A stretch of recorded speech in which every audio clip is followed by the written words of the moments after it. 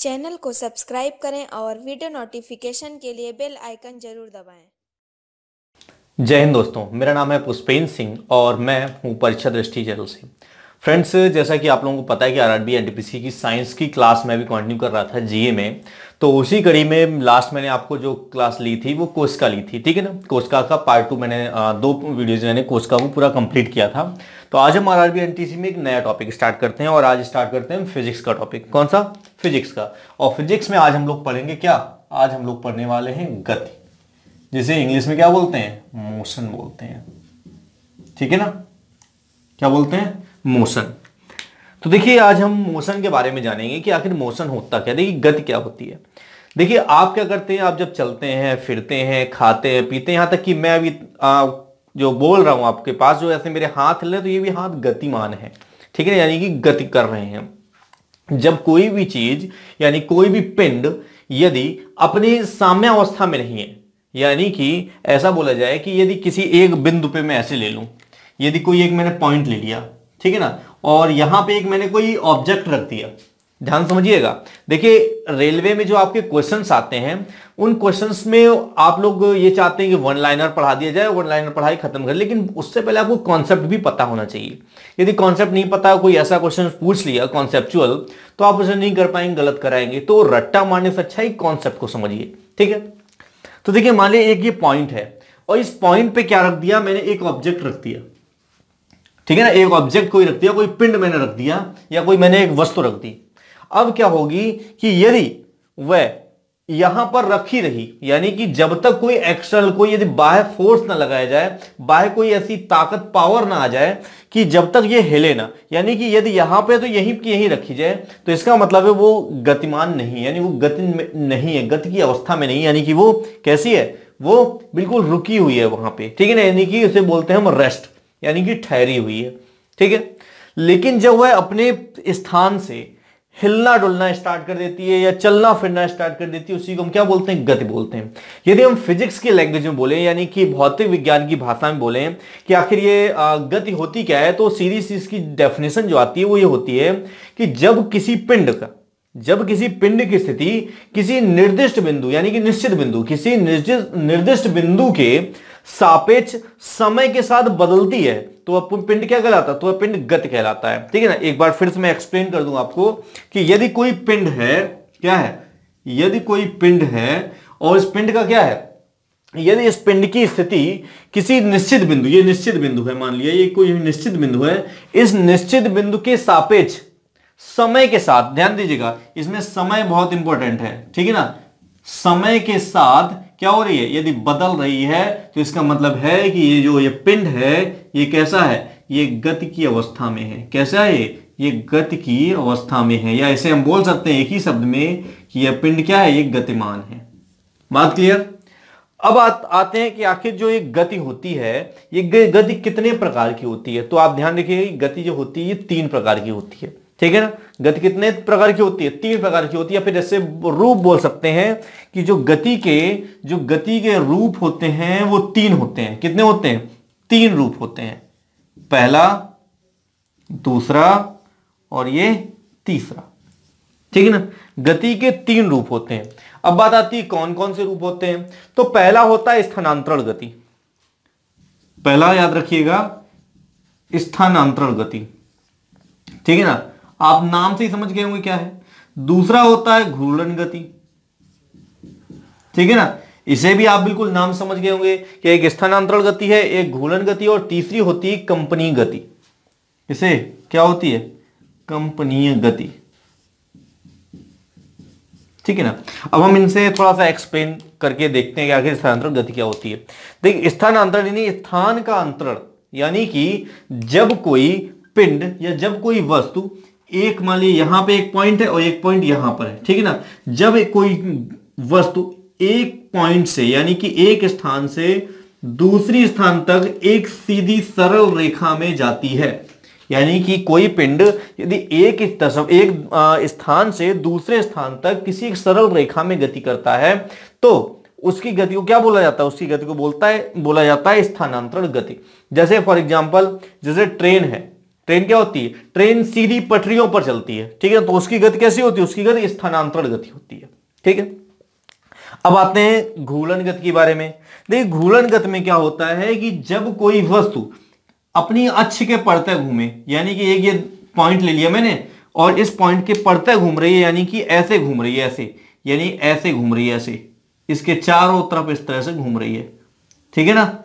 जैसे कि फैन घूमता है ना, एक पॉइंट पे वो ऐसे लटका होता है, फैन ऐसे करके ऊपर एक पॉइंट पे लटका होता है, वहां पे क्या होता है? ऐसे घूम रहा होता है। तो वह क्या करता है? उसकी जो गति होती है वो कैसी गति होती है? उसकी गति जो होती है वो घूर्णन गति होती है। बात क्लियर? यानी कि यदि हम फिजिक्स की लैंग्वेज में एक डेफिनेशन बोलना चाहें तो ये बोल सकते हैं कि अक्ष के पड़ते जो गति होती है वह गति क्या कहलाती है? वह घूर्णन गति कहलाती है। क्या बोलेंगे? अक्ष के परितः जो गति होती है वो गति क्या कहलाती है? वह गति घूर्णन गति कहलाती है, ठीक है। उसके बाद आती है कंपनी गति। कंपनी गति क्या होती है? तो ये कंपनी गति में क्या होता है कि एक निश्चित बिंदु के, मान लिया ये कोई लाइन है और लाइन पे मैंने यहां पे एक निश्चित बिंदु ले लिया। अब क्या हो जाए कि कोई ऐसी गति हो, जैसे क्या है, ये निश्चित बिंदु के इधर उधर गति हो, यानी कि ऐसे हो, फिर ऊपर जाए, फिर नीचे आए, फिर ऊपर जाए, फिर नीचे आए। यानी कि यदि एक निश्चित बिंदु हो जाए, कोई एक जो पॉइंट है, जो बिंदु हमारा वो तो फिक्स हो जाए, लेकिन जो गति हो वो क्या हो? इसके इधर उधर हो, यानी कि ऊपर नीचे इस तरह से गति हो, तो उसकी गति को क्या बोला जाता है? उसकी गति को कंपनी गति बोला जाता है। फॉर एग्जाम्पल जो लोलक वाली घड़ी होती है, जो पेंडुलम वाली घड़ी होती है, उसकी जो गति होती है वो कंपनी गति होती है। वो कैसे होती है? वो एक ऐसे करके एक जगह तो क्या होती है? ऐसे करके ऐसे लटकी होती है। अब होती क्या है गति? यहां पे एक निश्चित बिंदु फिक्स होता है ना। अब क्या होता है? ये ऐसे करके जाता है, फिर ऐसे जाता है, फिर ऐसे जाता है, फिर ऐसे जाता है, और ये गति क्या होती है? ये गति कंटिन्यू चलती रहती है। तो इस गति को क्या हम बोलते हैं? इस गति को हम कंपनी गति बोलते हैं, ठीक है ना। तो इतनी बात समझ में आई कि गति क्या होती है, गति के रूप कितने होते हैं। गति के 3 रूप होते हैं, स्थानांतरण गति, घूर्णन गति और कंपनी गति। यानी कि यदि अब आपसे एग्जाम में पूछ लिया जाए कि गति के कितने रूप होते हैं तो आपको याद रहेंगे। उसमें स्थानांतरण गति, घूर्णन गति, कंपनी गति क्या होती है, ये बात भी आपको याद रहेगी, ठीक है। अब हम आगे चलते हैं, थोड़ा सा इसे साफ कर देते हैं। डस्टर किधर गया? ये है, ठीक है ना। इससे अब आगे चलते हैं कि देखिए जब कोई पिंड गतिमान होगा या कोई पिंड जो गति करेगा तो क्या होगा? और वो भी समय के साथ। जब समय के साथ गति करेगा तो अपना स्थान परिवर्तन करेगा। क्या करेगा? स्थान परिवर्तन करेगा। मान लिया इस पॉइंट पे था और यहां से गति करता हुआ ऐसे करके इस पॉइंट पर आ गया, ठीक है ना। तो क्या किया? समय भी लगा होगा कुछ और इसने गति भी की, समय भी लगा और गति भी की। लेकिन एक बिंदु से जब दूसरे बिंदु तक कोई वस्तु या कोई पिंड गति करता है तो उन दोनों के बीच की जो ये डिस्टेंस है, इसे हम लोग क्या बोलते हैं? इसे हम लोग दूरी बोलते हैं। क्या बोलते हैं? दूरी, ठीक है ना। इंग्लिश में क्या बोलते हैं? इंग्लिश में बोलते हैं जैसे कि डिस्टेंस, ठीक है ना। इसे क्या बोला जाता है? डिस्टेंस। और जो दूरी होती है ये कैसी होती है? यह सदैव धनात्मक होती है, यानी कि दूरी कभी निगेटिव नहीं हो सकती है। दूरी ऑलवेज कैसी होती है? दूरी ऑलवेज धनात्मक होती है, यानी कि हमेशा कैसी होती है? दूरी पॉजिटिव होती है। और ये ध्यान रखिए कि ये समय के अंतर्गत होता है, इसमें एक समयांतराल जरूर होगा। क्या होगा? एक समयांतराल जरूर होगा, यानी कि एक समय के अंतराल में ही होता है काम, ठीक है। क्योंकि ऐसा नहीं है कि एक पिंड यदि एक स्थान से दूसरे स्थान तक जा रहा है तो कोई समय ना लगे। अब हमने इसके बारे में थोड़ी सी जान ली है, लेकिन अब फिजिक्स के लैंग्वेज में हम जानना चाहें कि आखिर भौतिक विज्ञान की लैंग्वेज में हम इसे क्या बोलेंगे, तो जो दूरी को हम भौतिक विज्ञान की लैंग्वेज बोलते हैं वो ये कहते हैं कि किसी दिए गए समयांतराल में वस्तु द्वारा तय किए गए मार्ग की लंबाई को दूरी कहते हैं। क्या कहते हैं? किसी समयांतराल में किसी मार्ग पर या किसी मार्ग की जो लंबाई होती है उसमें जो मार्ग की तय की गई जो दूरी होती है, इस तरह बोल देते हैं कि किसी वस्तु को दिए गए समयांतराल में गतिशील वस्तु है तो वह जिस मार्ग पर चलती है उस जो मार्ग की लंबाई होती है वही क्या कहलाती है? वह दूरी कहलाती है, ठीक है। तो बस हमें यहां पे ये फोकस करना है कि समय अंतराल जरूर होगा, ठीक है ना, समय को नहीं छोड़ेंगे। अब ये बात तो हो गई दूरी। दूरी कैसी राशि होती है, मैंने एक लेक्चर में बताया था आपको।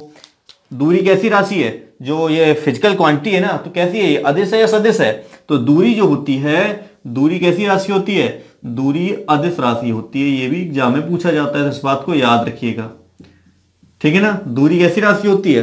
दूरी अदिश राशि होती है और यह सदैव धनात्मक होती है।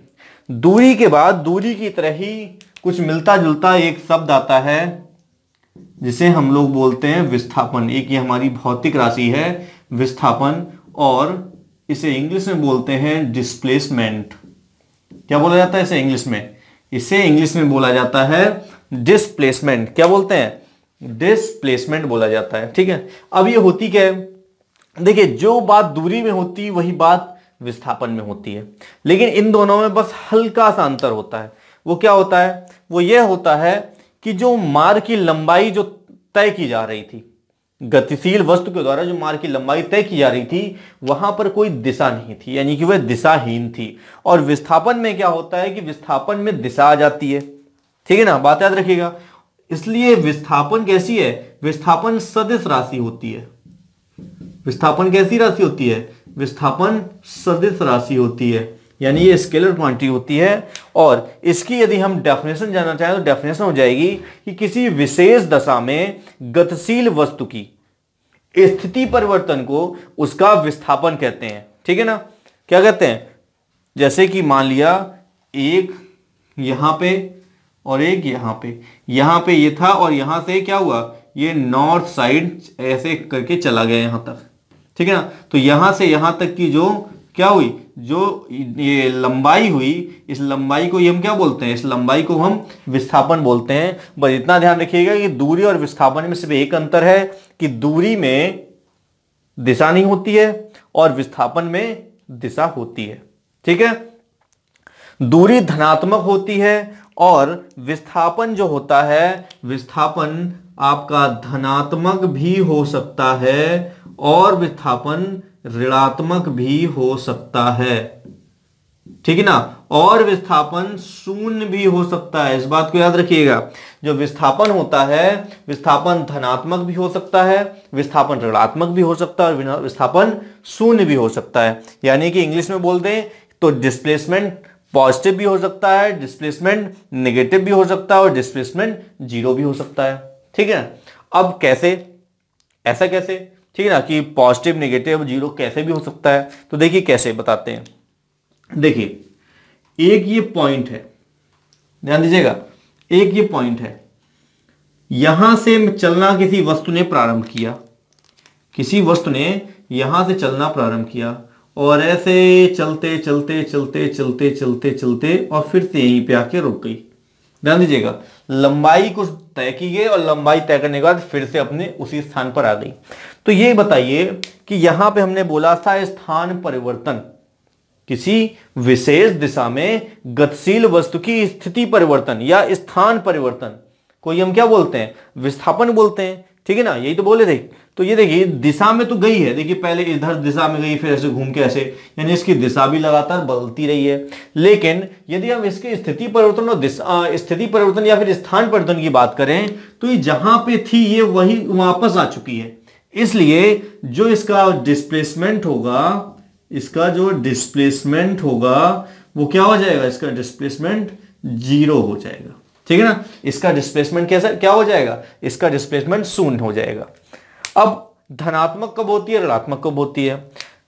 तो देखिए यदि यहां पे एक पॉइंट है, ठीक है ना, यहां पर एक पॉइंट है और हमें क्या करना है, यदि कोई फोर्स लग रहा है, क्योंकि जब कोई वस्तु गतिमान होगी या गति अवस्था में आएगी, पहले कैसी होगी? रेस्ट होगी, रेस्ट से मोशन में जाएगी तो क्या होगा? तो किसी ना किसी फोर्स की जरूरत हमें पड़ेगी, बिना फोर्स के तो हो नहीं सकता है। तो मान लिया फोर्स इस डायरेक्शन में लग रहा है, तो इसी डायरेक्शन में यदि स्थान परिवर्तन हुआ, यदि कोई ऑब्जेक्ट यहां से यहां तक आ गया तो क्या होगा? इसका जो विस्थापन होगा वो धनात्मक होगा। कैसा होगा? विस्थापन जो होगा वो धनात्मक होगा। लेकिन यदि फोर्स इधर लग रहा है और इसका जो स्थान परिवर्तन है वो इसके उल्टा हो रहा है, तो इसका मतलब है वहां पे क्या हो जाएगा? वहां पे ऋणात्मक हो जाएगा, ठीक है। अब ये मत सोच लीजिएगा कि ऐसा कैसे हो जाएगा, हम फोर्स इधर लगा रहे हैं, हम फोर्स इधर लगा रहे हैं तो ऑब्जेक्ट इधर आ जाए। बहुत सारी ऐसे एग्जांपल्स हैं जिसमें ऐसा होता है, हम आगे चलेंगे तो उसमें बताएंगे। तो देखिए यहां आपकी दूरी और विस्थापन, इनके बारे में क्लियर हो गया। विस्थापन सदिश राशि है, इसके बारे में क्लियर हो गया, ठीक है ना। इनके मात्रक की बात कर ली जाए कि दूरी और विस्थापन को मापते किस में है, तो देखिए दूरी का जो मात्रक होता है, ध्यान दीजिएगा, जो दूरी का मात्रक होता है वो मीटर होता है, ठीक है, ऐसा ही मात्रक। और जो विस्थापन का मात्रक होता है, विस्थापन का जो मात्रक होता है वो भी क्या होता है, वो भी मीटर होता है। बात क्लियर है यहाँ पे। तो इस चीज को नोट भी करते जाइएगा आप लोग, ठीक है, क्योंकि बहुत सारे पॉइंट्स में बीच बीच में बता दे रहा हूं। आइए अब आगे चलते हैं। अब इसके बाद क्या आएगा, अब इसके बाद आएगा चाल, ठीक है ना। जब कोई वस्तु गतिमान होगी तो हमें उसकी स्पीड भी तो चाहिए होगी। क्या चाहिए होगी, हमें उसकी स्पीड भी पता करनी होगी। तो अब हम आते हैं चाल के बारे में, जिसे हम इंग्लिश में बोलते हैं स्पीड, ठीक है ना। अब हम स्पीड के बारे में जानते हैं कि स्पीड क्या होती है। देखिए स्पीड जो होती है वो किसी गतिमान वस्तु के 1 सेकंड में तय की गई दूरी को कहते हैं। किसी गतिमान वस्तु के 1 सेकंड में तय की गई दूरी को क्या बोलते हैं, चाल बोलते हैं, ठीक है ना। इसका जो फॉर्मूला होता है, आप पहले फॉर्मूला में बता दे रहा हूं, फिर आसानी से आपको डेफिनेशन भी समझ में आ जाएगी। दूरी बटा समय, ठीक है ना। या फिर इसे ऐसे भी लिख सकते हैं हम लोग, इस तरह से भी लिख सकते हैं, तय किए गए मार्ग की लंबाई, तय किए गए मार्ग की लंबाई बटा कुल समय, जो समय लगा, ठीक है ना। इसी को हम शॉर्ट में इस तरह से लिख देते हैं, चाल बराबर तय किए गए मार्ग की लंबाई क्या बोलते हैं, दूरी बोलते हैं। तो दूरी बटा हो जाएगा समय, ठीक है ना। और जो चाल होता है, चाल को किसे एस से शो करते हैं, और दूरी को स्मॉल डी से शो करते हैं, और समय को टी से। तो फॉर्मूला एस बराबर डी अपॉन टी, हमारा ये फॉर्मूला बन जाता है, ठीक है। अब यहीं पे देखिएगा कि अब इसकी जो डेफिनेशन बनेगी वो डेफिनेशन ये भी बन सकती है कि देखिए हमेशा फिजिक्स में याद रखिएगा, इस तरह भी बोल सकते हैं कि दूरी और समय के अनुपात को चाल बोलते हैं, या फिर समय के सापेक्ष, ध्यान दीजिएगा, समय के सापेक्ष किसी मार्ग की जो लंबाई है उसे यदि तय किया जाए, किसी समय के सापेक्ष, किसी निश्चित समय के सापेक्ष तय किए गए मार्ग की लंबाई को हम क्या बोलते हैं, चाल बोलते हैं। इसलिए यहां पे जो t था, यदि हम t को 1 सेकंड मान लेते हैं, ध्यान दीजिएगा, यदि हम t को 1 सेकंड मान लेते हैं तो s बराबर d अपॉन 1 हो जाएगा, और यहां से आ जाएगा s बराबर d, यानी कि 1 सेकंड में तय किए गए कुल मार्ग की दूरी को ही क्या बोलते हैं हम, समय बोलते, इस चाल बोलते हैं, ठीक है ना। 1 सेकंड में, देखिए 1 सेकंड में तो किया गया है, 1 सेकंड हमने ले लिया t, तो 1 सेकंड में कुल मार्ग की जो दूरी तय की गई है उसी को हम क्या बोलते हैं, उसी को चाल बोलते हैं। यानी कि नॉर्मल लैंग्वेज हम बोल सकते हैं कि किसी गतिमान वस्तु के 1 सेकंड में तय की गई दूरी को क्या कहते हैं, चाल कहते हैं। अब जो चाल होती है ये कैसी राशि है, जो चाल होती है ये कैसी राशि, इसमें दिशा तो होती नहीं है, इसलिए ये अदिश राशि होती है। कैसी राशि है, अदिश राशि होती है। इसका जो मात्रक होता है, जो मात्रक होता है, ऐसा ही मात्रक, वो क्या होता है, वो होता है मीटर पर सेकेंड, और शॉर्ट में लिखते हैं ऐसे मीटर पर सेकेंड, ठीक है। तो ये अदिश राशि हो गई, इसका जो मात्रक है वो मीटर पर सेकेंड हो गया। सूत्र हो गया चाल बराबर दूरी बटे समय, ठीक है ना। इतनी बात क्लियर, आपको इतने ही यदि ये याद रखेंगे इसका फॉर्मूला, क्योंकि इस पे आपके न्यूमेरिकल भी पूछ ले जाते हैं, जैसे कभी कभी समय दिया हो और दूरी दी हो, चाल पूछ लिया जाएगा, या कभी कभी ऐसा होगा चाल दिया हो, समय दिया हो, दूरी पूछ ली जाएगी। तो ऐसा कुछ आपसे पूछ सकता है, तो इस वजह से इसका फॉर्मूला भी आप लोग याद रखेंगे, ठीक है। हाँ, एक चीज और बता दें कि जो चाल होती है ये सदैव धनात्मक होती है, ठीक है। इसके बाद 3 पॉइंट याद रखेंगे, इसकी क्या, यह राशि कैसी है, इसका मात्रक कैसा है, और इसकी प्रकृति कैसी है, और चौथा चीज जो है वो है इसका फॉर्मूला। तो चाल के बारे में आप इतनी 4 चीजें याद रखेंगे तो एग्जाम में कोई भी क्वेश्चन बनेगा तो इन 4 ही पॉइंट से बनेगा, ठीक है। देखिए वन लाइनर पढ़ाने से अच्छा हुआ ना कि यहां पे क्या हुआ, यहां 4 तरह के प्रश्न आपको मिल गए चाल से, इससे ज्यादा आपसे चाल से कुछ पूछेगा ही नहीं। आगे बढ़ते हैं। आगे बढ़ते हैं। चाल के बाद आपका पॉइंट आता है वेग का। किसका आता है? वेग। देखिए चाल और वेग में ज्यादा अंतर नहीं है। जैसे दूरी और विस्थापन में अंतर नहीं था, सिर्फ दिशा का अंतर था, उसी तरह चाल और वेग में भी ज्यादा अंतर नहीं है। वेग को हम अंग्रेजी में वेलोसिटी बोलते हैं। क्या बोलते हैं? वेलोसिटी बोलते हैं। ठीक है ना? समझ में आ रहा है ना आप लोगों को? अब देखिए वहां पे क्या था, चाल में जो फॉर्मूला था हमारा कुल दूरी बटे समय, तो यहां पे क्या हो जाएगा, यहां पे जो वेग का फॉर्मूला आ जाएगा वो हो जाएगा क्या? विस्थापन बटा समय। क्या हो जाएगा? विस्थापन बटा समय।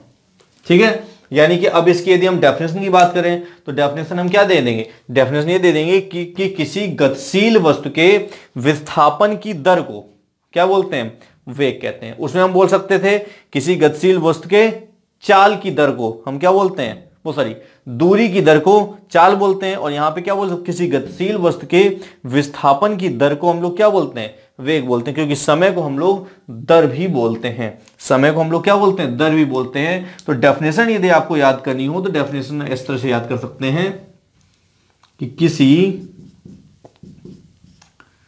गतिशील वस्तु की विस्थापन की दर, ध्यान दीजिएगा, विस्थापन की दर को क्या कहते हैं? विस्थापन की दर को ही हम लोग वेग बोलते हैं। वेग को स्मॉल v से शो करते हैं, डिस्प्लेसमेंट को d से शो करते हैं और समय को t से। यानी कि यहां से फॉर्मूला जो बनता है वो बनता है v बराबर d अपॉन टी। एक चीज याद हो गई। उसके बाद वेग जो होता है, वेग का जो राशि है, ठीक है ना, यह सदिश राशि होती है। वेग सदिश राशि होती है। वेग का मात्रक मीटर पर सेकंड होता है। और वेग जो होता है यह धनात्मक भी हो सकता है, यह ऋणात्मक भी हो सकता है और यह शून्य भी हो सकता है। ठीक है ना? तो यहां पे आपको यहां पे भी चार चीजें याद रखनी है। क्या? कि वेग जो होता है यह सदिश राशि है, वेग का मात्रक मीटर पर सेकंड है, वेग धनात्मक, ऋणात्मक और शून्य हो सकता है। लेकिन जो चाल होती है वो कैसी होती है? चाल सदैव धनात्मक होती है। वेग का जो सूत्र होता है वो होता है वेग बराबर विस्थापन बटा समय। ठीक है ना? तो इतनी बात क्लियर। आगे बढ़ते हैं। आगे आता है आपका आपेक्षिक वेग। अब आपेक्षिक वेग क्या होता है देखते हैं। इसके बाद क्या आता है?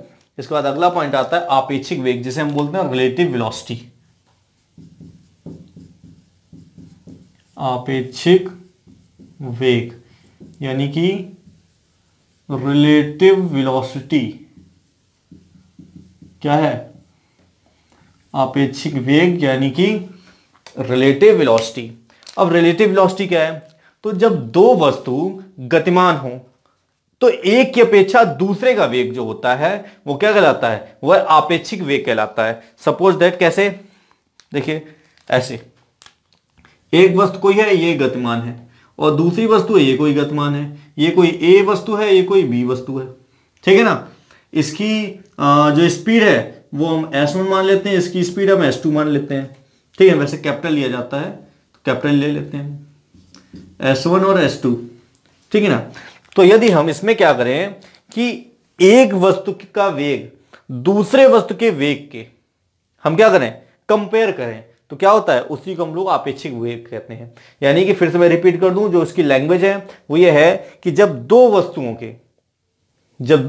के वेग एक की अपेक्षा दूसरे वेग का क्या होता है? आपेक्षिक वेग होता है। यानी कि एक को जब दूसरे के साथ कंपेयर करते हैं तो जो पहला वाला होता है वो दूसरे के लिए क्या होता है? वो आपेक्षिक वेग होता है। ठीक है? अब आते हैं हम कोणीय वेग पर। कोणीय वेग, अब ये तो नाम से ही क्लियर हो जाएगा, कोणीय वेग। ठीक है ना? यानी एंगुलर वेलोसिटी। एंगुलर वेलोसिटी, ठीक है ना? कोणीय वेग क्या होता है? तो कोणीय वेग क्या होता है? जब समय के साथ जो ध्रुवांतर होते हैं, ध्रुवांतर द्वारा घूमे गए कोण की दर को क्या बोलते हैं? कोणीय वेग कहते हैं। ध्रुवांतर द्वारा कोणीय वेग की दर को क्या बोलते हैं? कोणीय वेग कहते हैं। ठीक है ना।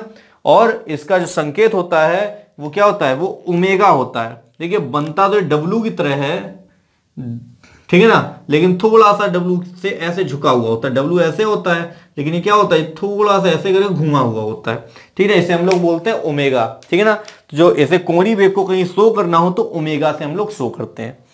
इतनी बात क्लियर। अब क्या होता है, अब इसके बाद आता है त्वरण। अब देखिएगा त्वरण क्या होता है। देखिए एक एक चीज आगे हम लोग बढ़ रहे हैं। ये सारे टर्म्स ऐसे हैं, चाल, दूरी, ठीक है ना, चाल, दूरी, विस्थापन, उसके बाद त्वरण आता है। अब त्वरण क्या है देखिए जरा, त्वरण जिसे हम लोग इंग्लिश में एक्सेलरेशन बोलते हैं,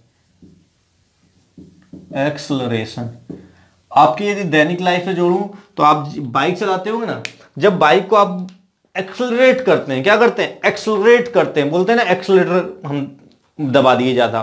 कभी एक्सीडेंट हो गया क्या कि भैया हम लोगों ने ब्रेक की जगह एक्सेलरेटर दबा दिया, इसलिए एक्सीडेंट हो गया और गाड़ी तेज भाग गई।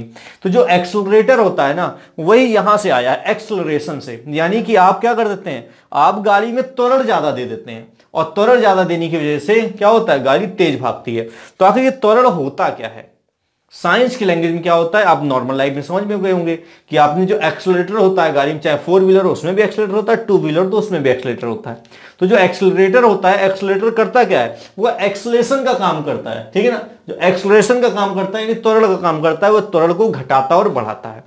तो आखिर ये त्वरण होता क्या है, तो देखिए यदि हम इस तरह से यदि फॉर्मूले की बात कर दें,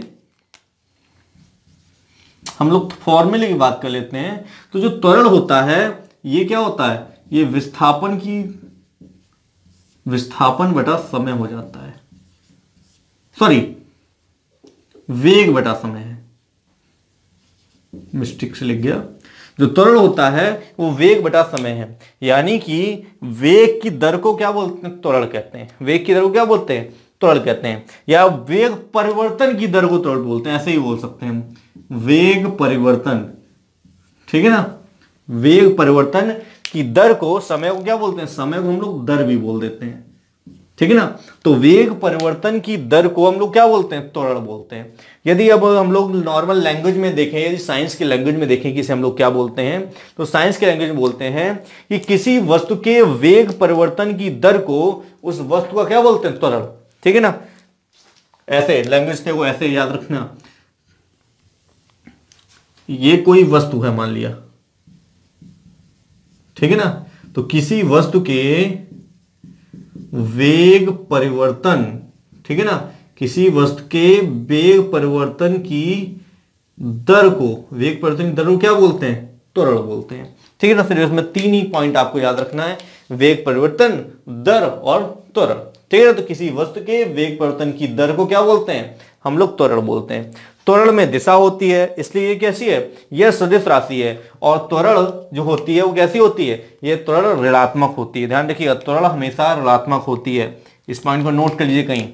त्वरण सदिश राशि है, कैसी राशि है, त्वरण सदिश राशि है, और त्वरण हमेशा नेगेटिव होती है, यानी कि ऋणात्मक होती है। इसके यदि मात्रक की बात की जाए तो मात्रक मैंने आपको निकालना सिखाया था पहली क्लास में, ठीक है ना, पहली क्लास में निकालना सिखाया था। तो बता देते हैं, चलिए फिर से।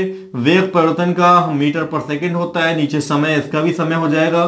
तो क्या हो जाएगा, क्या हो जाएगा, ये हो जाएगा मीटर पर सेकंड स्क्वायर, ठीक है ना। यानी कि जो त्वरण का मात्रक होता है वो मीटर पर सेकंड स्क्वायर होता है।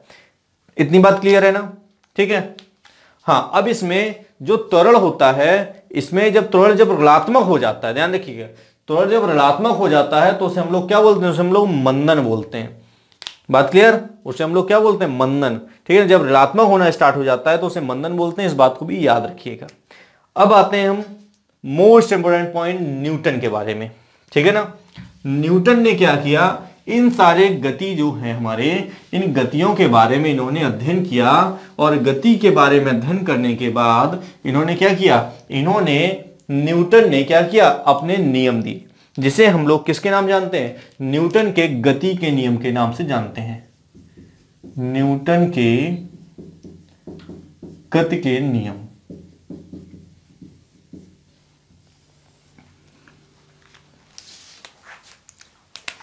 तो देखिए जो न्यूटन के गति के नियम है, देखिए पहले न्यूटन की गति के नियम से पढ़ने से पहले एक चीज और जान लेते हैं। एक प्रश्न पूछा जाता है कि न्यूटन ने अपने गति के नियम दिए कहाँ थे, हमें कैसे पता चला कि क्या हमें उसने आके बताए थे कि क्या ये मेरे नियम है।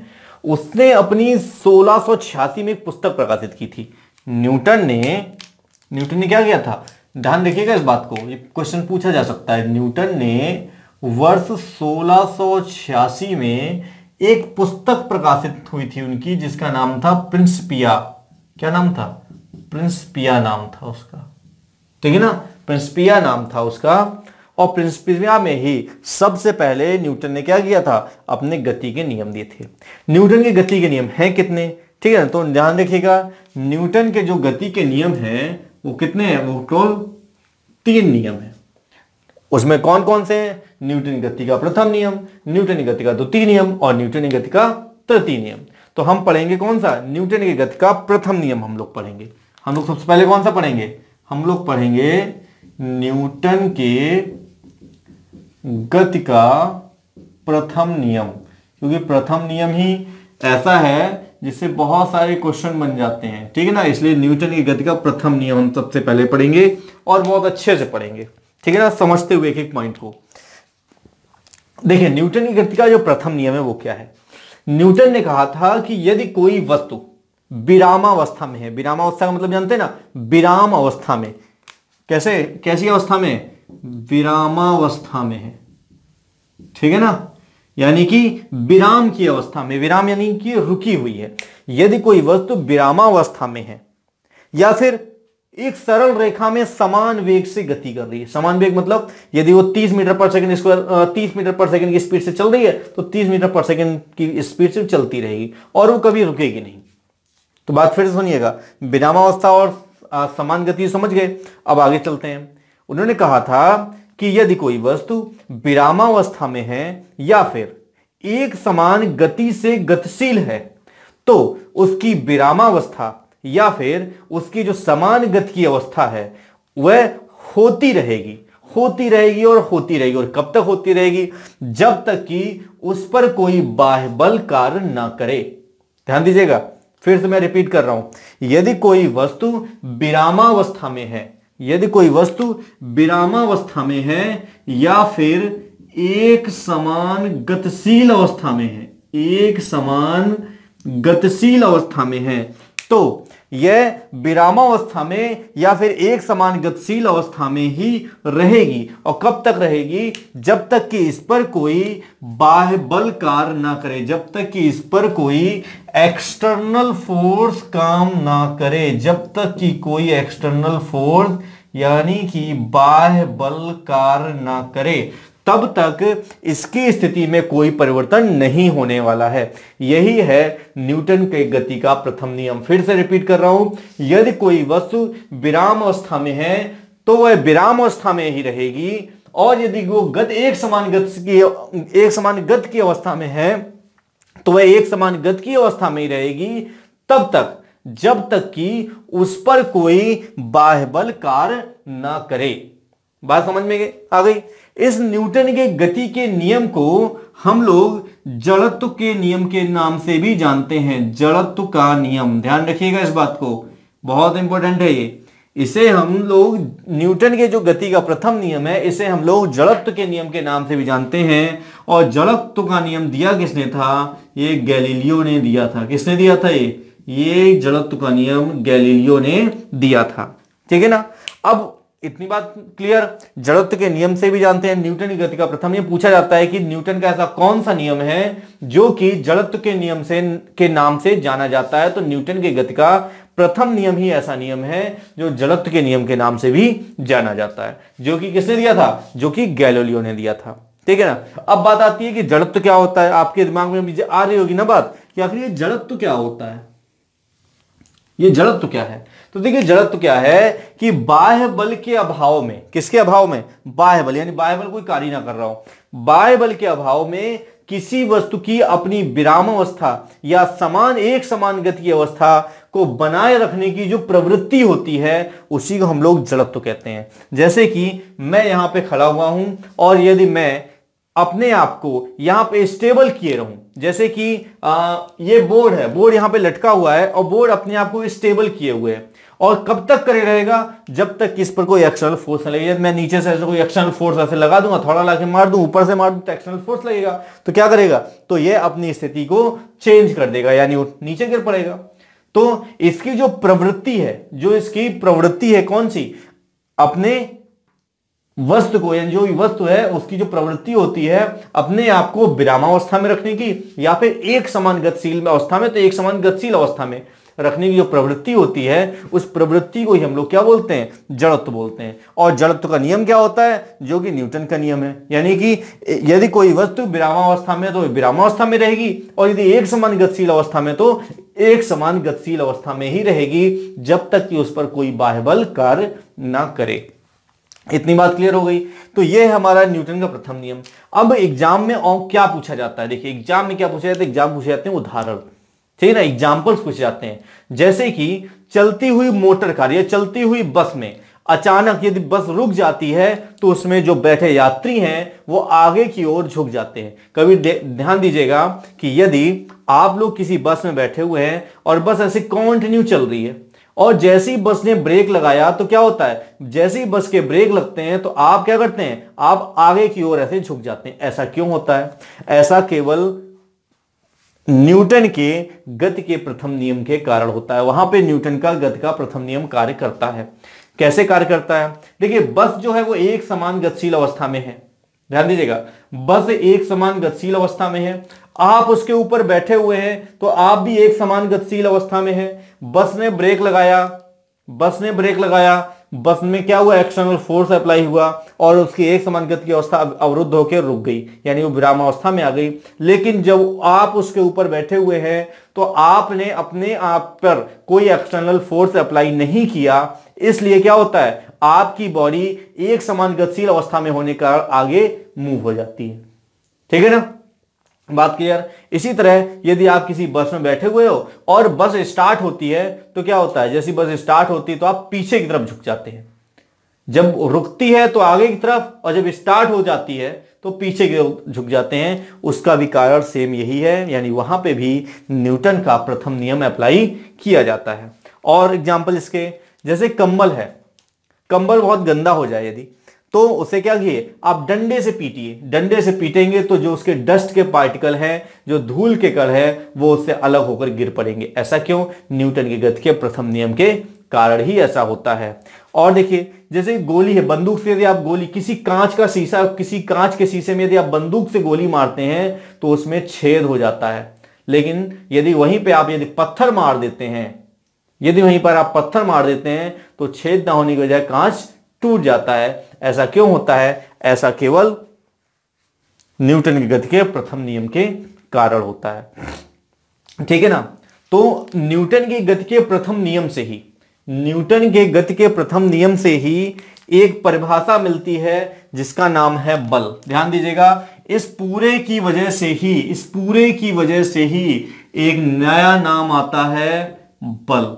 जो एक्सटर्नल फोर्स की हम बात कर रहे हैं वो बल होता है, वह फोर्स होता है, और वह फोर्स न्यूटन की गति के प्रथम नियम के द्वारा ही परिभाषित होता है। ठीक है ना, कैसे, क्योंकि बल वह बाह्य कारक होता है। बल क्या होता है, बल वह बाह्य कारक होता है जो किसी वस्तु की प्रारंभिक अवस्था में परिवर्तन लाता है या फिर परिवर्तन लाने की कोशिश करता है, या उसे हम बोल सकते हैं कि परिवर्तन लाने की चेष्टा करता है। जो बल होता है, ये बल कैसा होता है, बल हमेशा सदिश राशि है। बल कैसी है, बल सदिश राशि है, इसमें दिशा होती है, परिमाण के साथ साथ इसमें दिशा भी होती है, इसलिए बल कैसी राशि है, बल हमारी सदिश राशि है। ठीक है ना, बल का जो मात्रक होता है, यदि इस तरह निकाला जाए तो बल का जो फॉर्मूला होता है वो होता है m गुणा a, यानी कि जो बल होता है, बल बराबर होता है द्रव्यमान गुणा त्वरण, और हमने अभी तक द्रव्यमान त्वरण के बारे में जान लिया है। तो द्रव्यमान का मात्रक होता है किलोग्राम और त्वरण का होता है मीटर पर सेकंड स्क्वायर, तो बन जाता है किलोग्राम मीटर पर सेकंड स्क्वायर। ये होता है बल का मात्रक। लेकिन न्यूटन के ये नियम न्यूटन ने दिया था, इसलिए न्यूटन को सम्मान देने के लिए इस बल का जो मात्रक है हम न्यूटन के नाम से भी जानते हैं। यानी जो बल का मात्रक होता है, जो इस बल का मात्रक होता है वह न्यूटन भी होता है। ठीक है ना, बल का जो मात्रक होता है न्यूटन होता है। जो एसआई मात्रक होता है, ध्यान देखिए ये एसआई मात्रक है जो कि न्यूटन है। यदि बल के सीजीएस मात्रक की बात कर ली जाए, यदि बल के सीजीएस मात्रक की बात कर ली जाए, तो जो इसका सीजीएस मात्रक होता है वो डायन होता है। क्या होता है? सीजीएस मात्रक जो होता है वो डायन होता है। वही जो रात में चुड़ैल आती है वही डायन होता है। ठीक है ना, तो बल का जो मात्रक होता है, सीजीएस मात्रक जो होता है वो डायन होता है, और जो एसआई मात्रक है वो हमारा न्यूटन होता है, और जो हमारा एमकेएस मात्रक होता है वो हमारा किलोग्राम मीटर पर सेकेंड स्क्वायर होता है। ठीक है ना, तो ये हुई बात आपके बल की, आपके न्यूटन की गति के प्रथम नियम की, जड़त्व के नियम की, और जड़त्व क्या है इसकी भी बात हो गई। ठीक है ना, इसमें एक चीज बची है संवेग। ध्यान दीजिएगा, इसी में न्यूटन की गति के प्रथम नियम में एक पॉइंट बचा है संवेग का, जिसे हम लोग जानते हैं मोमेंटम के नाम से। किस नाम से जानते हैं? मोमेंटम के नाम से जानते हैं उसे। अब ये मोमेंटम होता क्या है, इसके फॉर्मूले की बात देख लो। फॉर्मूला जो होता है संवेग का वो क्या होता है? संवेग बराबर होता है द्रव्यमान गुणा वेग। यानी कि संवेग होता है P द्रव्यमान m और वेग होता है v, यानी फॉर्मूला बनता है P बराबर mv। फॉर्मूला बन जाता है इसका P बराबर mv। यदि इसके डेफिनेशन या इसकी परिभाषा की बात करें तो होता है कि किसी वस्तु के द्रव्यमान व वेग, किसी वस्तु के द्रव्यमान व वेग के गुणनफल से प्राप्त राशि संवेग कहलाती है, जिसका फॉर्मूला P बराबर mv होता है। यदि इसके मात्रक की बात की जाए, देखिए वेग लगा है तो इसका मतलब ये कैसी है? ये सदिश राशि है। कैसी राशि है? यह सदिश राशि है। इसके मात्रक की बात की जाए, द्रव्यमान का होता है क्या? किलोग्राम, और वेग का होता है क्या? मीटर पर सेकेंड। तो इसका जो मात्रक होता है वो हो जाता है किलोग्राम मीटर पर सेकेंड। ठीक है ना, तो इतनी बात क्लियर हो गई। तो आज की क्लास के लिए इतना ही। हमने यहाँ पे न्यूटन के गति के प्रथम नियम तक पढ़ लिया है। अब हम लोग कल पढ़ेंगे न्यूटन के गति का द्वितीय नियम, जहां पे हम बल के बारे में और चर्चा करेंगे। ठीक है ना, तब तक के लिए धन्यवाद। और हाँ, यदि आपको वीडियो पसंद आ रही हो तो प्लीज ज्यादा से ज्यादा इसे शेयर कर दीजिए, और क्या करना है? चैनल को यदि आप सब्सक्राइब नहीं किए अभी तक तो सब्सक्राइब भी कर लीजिए, वरना आपको नोटिफिकेशन नहीं मिलेगी क्लास की। कि नोटिफिकेशन आप लोग बोलते हैं ना, नोटिफिकेशन आई क्लास कब हो जाती पता नहीं चलता, क्योंकि आपने नोटिफिकेशन बेल पे क्लिक भी नहीं किया और सब्सक्राइब भी नहीं किया। इसलिए जल्दी सब्सक्राइब कर लीजिए और नोटिफिकेशन बेल पे क्लिक भी कर दीजिए, ताकि आपको क्लास में नोटिफिकेशन तुरंत मिल जाए। ठीक है ना, तो तब तक के लिए धन्यवाद।